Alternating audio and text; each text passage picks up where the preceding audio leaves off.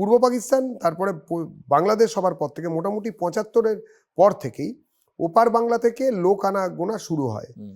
৭৮-এর পর থেকে ৮০-র পর ৭৮ থেকে ৮০ এবং ৮২ অবধি প্রায় বর্ডার থেকে তুলে ভোটের সময় লোক আসতেন, ভোট দিতেন, আবার ফেরত চলে যেতেন। ৮০-র পর থেকে কেউ আর ফেরত যেতেন না। আমরা ৮০-র পর থেকেই বলতে থাকি যে এই অনুপ্রবেশকারী মুসলিম জনসংখ্যা, যেটা কিনা মূলত বাংলাদেশ থেকে আসছে, যে জনতার এখানে আসার কোনো অধিকার নেই।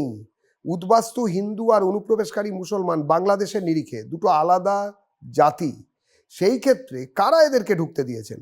কারাই হিন্দু হোমল্যান্ড বলে তৈরি হওয়া পশ্চিমবাংলায় অনুপ্রবেশকারী মুসলমানদের আশ্রয় দিলেন, যাদের কিনা বাংলাদেশে নিজস্ব বাড়ি আছে, ঘর আছে, অন্তত ধর্মীয় কারণে।